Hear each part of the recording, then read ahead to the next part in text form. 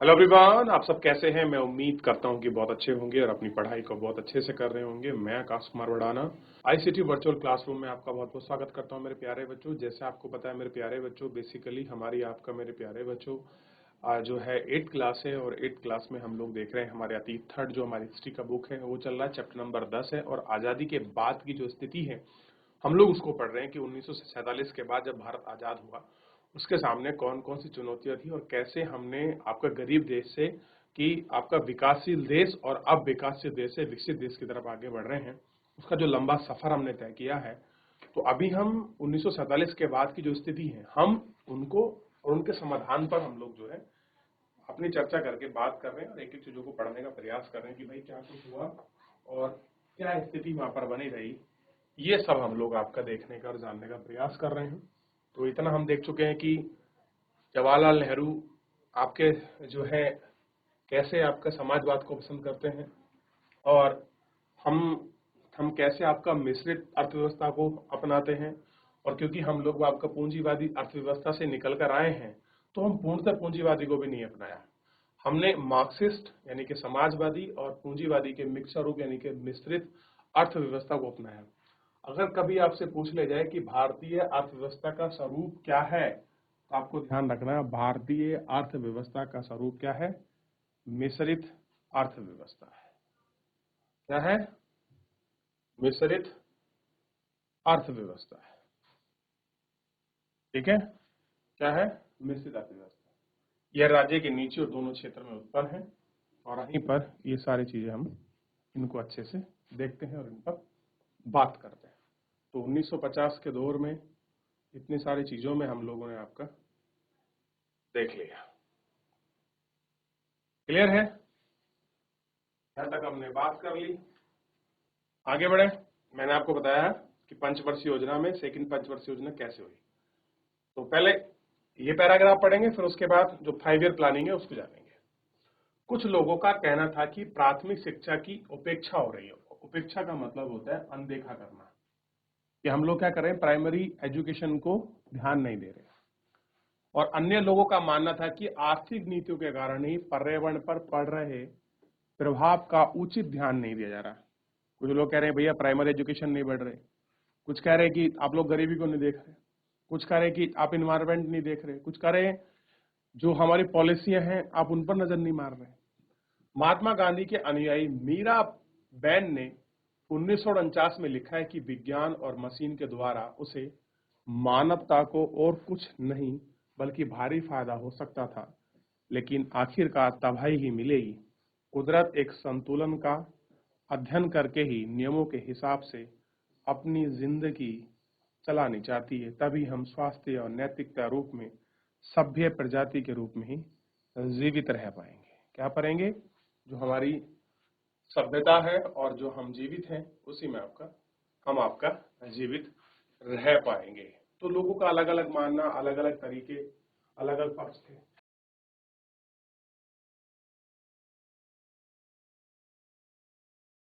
GIC रनसोली धार, बात करोगे बच्चों?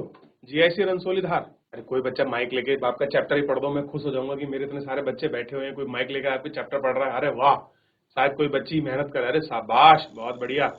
चलिए, आज बड़े दिनों के बाद आप लोग माइक लेके पढ़ेंगे। बहुत। आपका क्या नाम है? सर वंशिका। ठीक है, वंशिका। चलो, आप पढ़ोगे कुछ? रीडिंग करोगे? Yes sir. ठीक है, शाबाश। एक काम करते हैं, शुरू से शुरू करें, सारे बच्चे रीडिंग कर सकें। चलिए यहाँ शुरू करते हैं। काफी कुछ मैंने समझा रखा है तो शायद जहाँ समझ नहीं पूछ सकते। शुरू करें।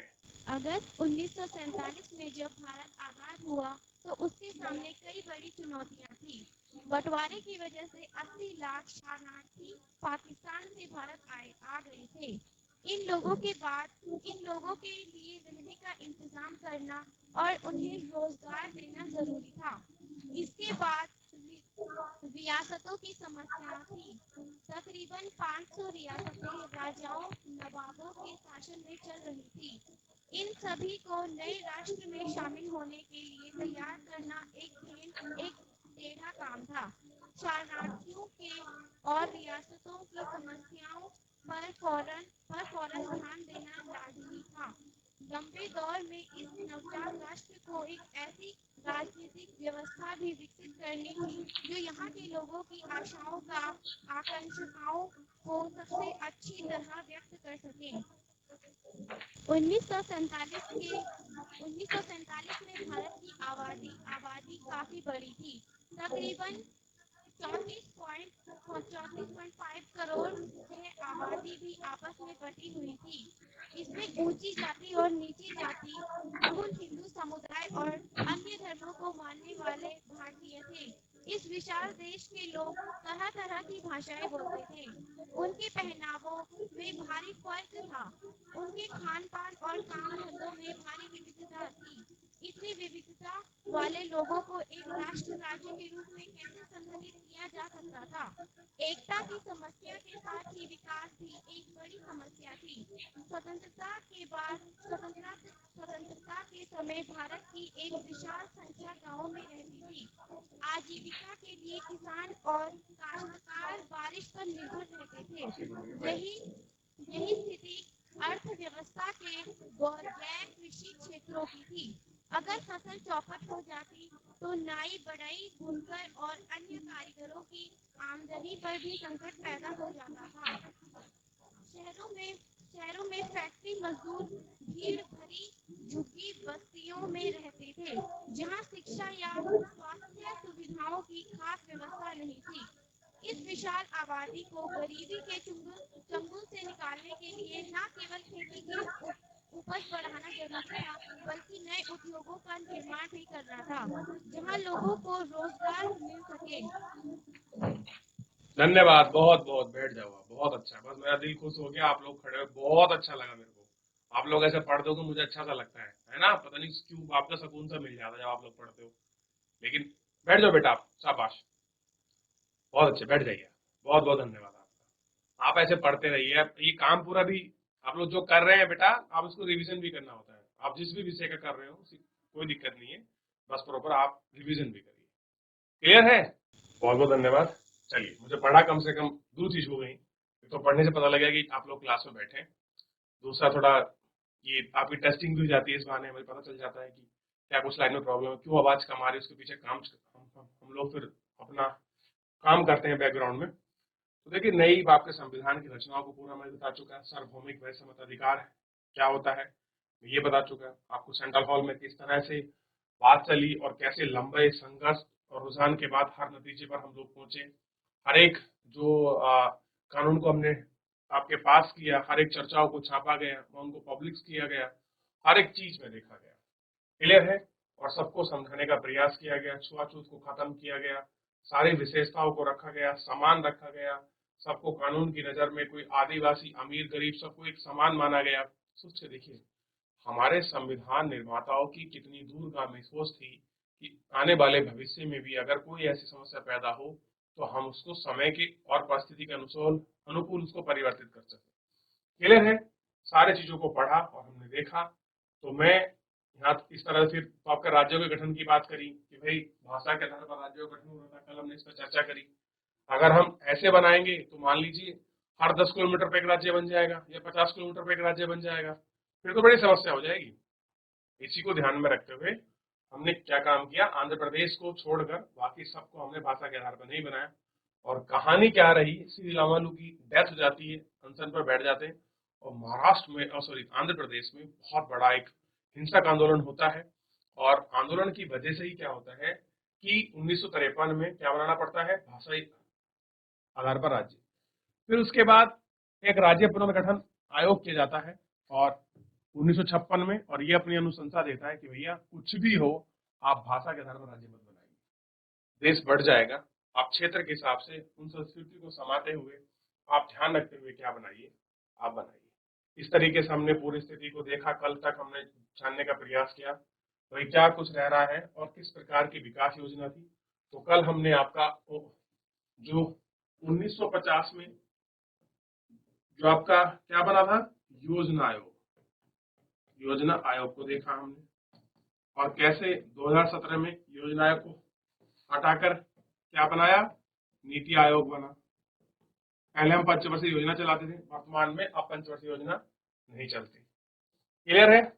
हमने देख लिया तो ये सारी चीजों को हम पढ़ लिए थे कि भाई अब हम थोड़ा पंचवर्षीय योजना के बारे में पढ़ते हैं कि पंचवर्षीय योजना में नेहरू जी के विचार क्या थे, क्योंकि नेहरू जी समाजवाद से बड़े प्रेरित थे और ये पंचवर्षीय योजना तो समाजवाद का ही प्रतीक था, क्योंकि हमने रूस से इनको अपने लिए प्रेरित किया था कि हम लोग कुछ ऐसा करेंगे। और देखिए उस जमाने में बहुत हद तक हमको सफलता भी मिली, ऐसा नहीं है कि हम लोग अच्छे सफल नहीं हुए, काफी कुछ हमने सफलताएं भी हासिल की इसमें।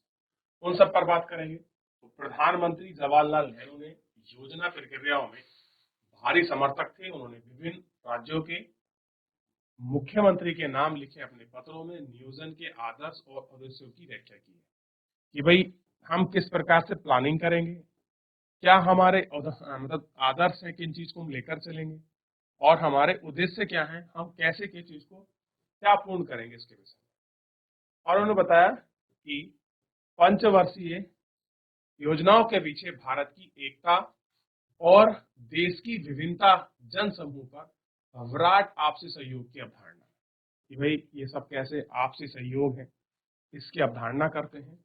हमें बात हमेशा याद रखनी चाहिए कि इस प्रक्रिया में सिर्फ सरकारी तंत्र का महत्व नहीं है। केवल आप ये सोचो कि केवल जो गवर्नमेंट तंत्र है वही हेल्पफुल है, वही करेगा, ऐसा नहीं।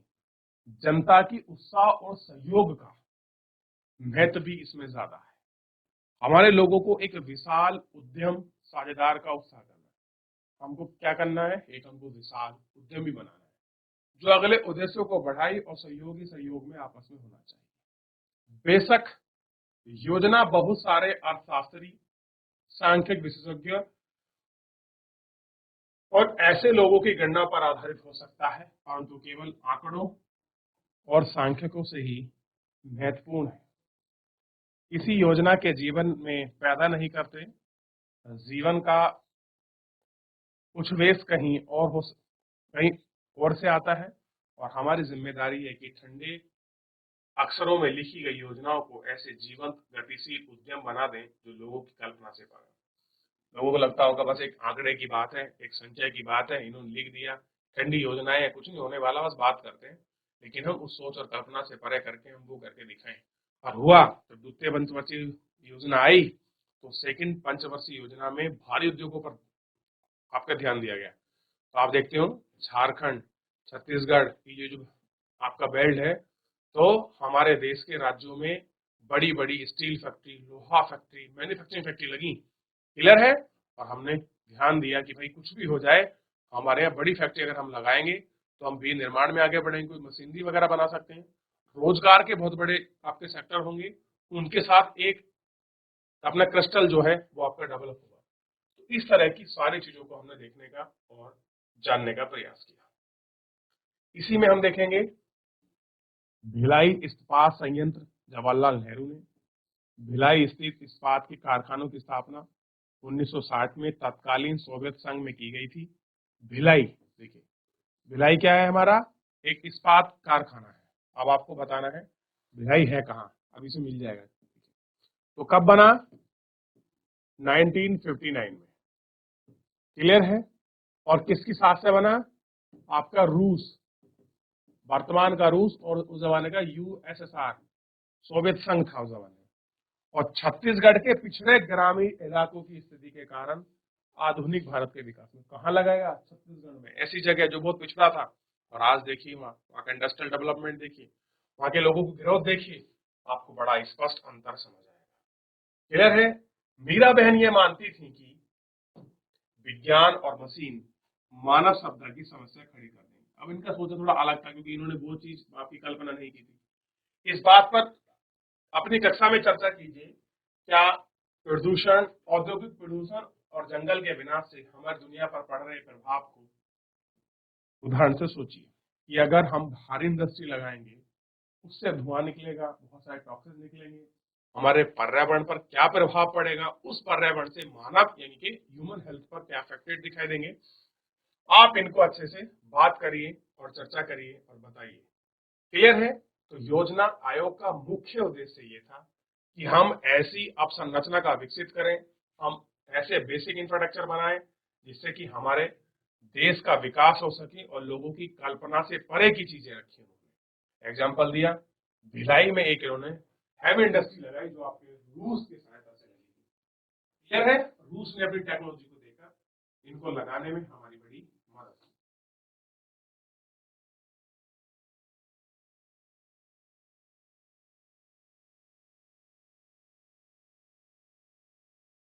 चलिए, एक स्वतंत्र विदेश नीति की चाह। संयुक्त राष्ट्र में जवाहरलाल नेहरू और किरसन मेनन ने 1952 से 1962 के बीच संयुक्त राष्ट्र भारतीय प्रतिनिधि मंडल के नेतृत्व किया। कूटनिरपेक्ष की नीति के पक्ष में आवाज उठाई। कैसा है? कूटनिरपेक्ष नीति के जो है आवाज उठाई। एक संगठन है, आप लोग पढ़ोगे नाटो, इसके बारे में थोड़ा पढ़िए। एक है कूटनिरपेक्ष, नेहरू जी का बड़ा योगदान है इसको बनाने में, कूटनिरपेक्षता आंदोलन। नेहरू जी की बड़ी भूमिका है। ये नॉर्थ अटलांटिक आपका ऑर्गेनाइजेशन है, टीटी ऑर्गेनाइजेशन है, नॉर्थ अटलांटिक ऑर्गेनाइजेशन। और गुट निरपेक्ष को पढ़िए, इन्होंने क्या लिखा है गुट निरपेक्ष में, क्योंकि दो ध्रुवीय देश थे, एक आपका कैपिटलिस्ट और मार्क्सिस्ट के विचारों के बीच में कुछ ऐसी अर्थव्यवस्था थी, वो ना पिस जाए या वो किसी तरफ रुख ना ले लें, उनके बारे में थोड़ा पढ़ने मौका मिले। तो देखिए, जिस समय भारत को आजादी मिली, दूसरे विश्व युद्ध की तबाही को कुछ ही समय हुआ था। कह रहे कि जब भारत आजाद हुआ तो आप देखोगे 45 से लेके बाद का समय है, सेकेंड वर्ल्ड वॉर का उस टाइम, और हम आपके 47 में आजाद हो रहे हैं। तो नई अंतर्राष्ट्रीय संस्थाएं जैसे अब बनी यूएन, आपने बड़ा नाम सुना होगा, यूएनओ, यूनाइटेड नेशन ऑर्गेनाइजेशन, और हम उसको यूएन भी कहते हैं बहुत बार, और हिंदी में संयुक्त राष्ट्र कहते हैं। आपने समय कालक में 1950 से 1960 के दशक में शीत युद्ध का उदय हुआ। कैसे हुए? कोल्ड वॉर, ये बड़ा महत्वपूर्ण है। आप आगे बढ़ोगे तो 9th क्लास में आपको कोल्ड वॉर, 10th में बड़ा अच्छा समझ आएगा, क्योंकि वहां आपको चैप्टर मिलेगा पॉलिटिकल साइंस में। शक्तिशाली महादेशों के बीच प्रतिद्वंद्विता पैदा हुई। अब शक्तिशाली देश हैं और उनके बीच एक कॉम्पिटिशन होगा। अब इस जमाने में दो ही शक्तिशाली देश बचेंगे, एक बचेगा रूस, एक बचेगा यूएसए। इन दोनों के बीच अमेरिका और सोवियत संघ के बीच वैचारिक टकराव को ही समझ लीजिए। जो वैचारिक टकराव है वही क्या है, देख लिया। तो क्या था? यूएस और सोवियत संघ के बीच आपका टकराव था। कैसा? वैचारिक, यानी कि विचारों को लेकर। एक मार्क्सिस्ट गवर्नमेंट को फॉलो करता है, एक कैपिटलिस्ट को। यूएस क्या है? आपका पूंजीवादी देश है, यहाँ सब कुछ प्राइवेटाइजेशन है। आप रशिया जाइए, वहां सब कुछ गवर्नमेंट है, आपका सहकारिता पे चलता है। फलस्वरूप दोनों देशों में अपने अपने समर्थकों को मिलाकर सैन्य संगठन बना लिया। यह समय था जब औपनिवेशिक साम्राज्य का ध्वस्त हो रहे थे, यानी कि ब्रिटेन के जो बड़े बड़े राज्य थे वो खत्म हो रहे थे, फ्री होते, फ्रीडम पकड़ रहे थे। यूएस भी रहा है एक जमाने में, आप देखोगे तो बहुत सारे देश स्वतंत्रता प्राप्त कर रहे थे। प्रधानमंत्री जवाहरलाल नेहरू ने नव स्वाधीनता भारत के विदेश मंत्री भी थे। सबसे बड़ी बात है वो पीएम भी थे, और पीएम के साथ उन्होंने विदेश मंत्रालय को अपने पास रखा था। इस संदर्भ में स्वतंत्र भारत की विदेशी नीति की रूपरेखा तैयार करने में गुट निरपेक्ष आंदोलन विदेशी नीति का मूल आधार था। गुट निरपेक्ष, ठीक, और इसी में चलेंगे पंचशील सिद्धांत। तो मिस्र, यूगोस्लाविया, इंडोनेशिया, घाना, भारत के राजनेताओं के नेतृत्व में गुट निरपेक्ष आंदोलन दुनिया के देशों से आह्वान किया कि दोनों मुख्य सैनिक गठबंधन में शामिल ना हो, यानी कि आप ना तो यूएस का हिस्सा बने और ना ही आप रशिया का हिस्सा बने, आप बिल्कुल निपक्ष बैठे। परंतु गठबंधन से दूर रहने की इस नीति का मतलब अलग थलग या तटस्थ रहना नहीं था। कह रहे अगर हम दोनों ग्रुप में नहीं तो इसका मतलब ना उनसे अलग है ना तटस्थ है। हमारा मतलब ये नहीं है। अलग थलग रहने का मतलब है कि देश राष्ट्रीय मामलों से दूर रहेंगे। भारत जैसे गुट निरपेक्ष देश तो अमेरिका और सोवियत संघ गठबंधन के बीच सुलह सफाई पर अहम भूमिका अदा की। दोनों ने युद्ध के टकराव को टालने का प्रयास किया। भारत उस जमाने में युद्ध को टालने के टकराव का प्रयास कर रहा है, और मानवतावादी नैतिक रवैया, परंतु कारणों से भारत सहित गुट निरपेक्ष महादेश युद्ध का सामना करना पड़ा। 1970 के दशक तक बहुत सारे देश गुट निरपेक्ष आंदोलन के सदस्य बन चुके थे। क्या बन गए थे? गुट निरपेक्ष जो देश है उसके आपके सदस्य बन चुके थे। उस जमाने की फोटो है। ये क्या है? इंडोनेशिया, एशिया और अफ्रीका के नेता की बैठक हुई। इंडोनेशिया एशिया महाद्वीप का हिस्सा है। अगर आप देखोगे, मान लीजिए ये आपका भारत है, ये अंडमान निकोबार द्वीप समूह, ये सारा मलेशिया, मलाया प्रायद्वीप वगैरह, ये सब जो क्षेत्र हैं, ये छोटे छोटे क्षेत्र हैं, ये सब क्या है? आपके इंडोनेशिया वाले हैं और इंडोनेशिया है, और यही आपका मलेशिया, बैंकॉक, आपका जकार्ता वगैरह इधर ही है सब। क्लियर है? कृषि सम्मेलन हुआ। क्लियर हुआ? अब देखिए, इस कृषि सम्मेलन में 29 से ज्यादा नव स्वाधीन देश का प्रतिनिधियों ने चर्चा की और अफ्रीका, एशिया के उपनिवेश और पश्चिमी प्रभुता के विरुद्ध अपना प्रयास जारी रखा। ऐसा है, इन्होंने जो अपना प्रयास है उसको जारी रखा। तो जो गुट निरपेक्ष था, ये क्या था? अब आपको कुछ समझ आया होगा। थोड़ा समझिए कि गुट निरपेक्ष का सिंपल सी मतलब ये था कि भैया दो देश लड़ रहे हैं, हम किसी के पक्ष में ना रहे, ना किसी से अलग थलग रहे, ना किसी का हिस्सा बने। सेपरेशन है, इन दोनों की वैचारिक लड़ाई है, अपनी लड़े, हमें कोई आपत्ति नहीं है। कोशिश हमारी ये कि ना हो, लेकिन हम अलग रहेंगे ऐसे मुद्दों पर जब दोनों आप अपने हित के लिए लड़ रहे हो। क्लियर है? इस तरह का आंदोलन बना और इसमें इंडोनेशिया और अफ्रीकन कंट्रियों ने नेहरू जी का काफी साथ दिया।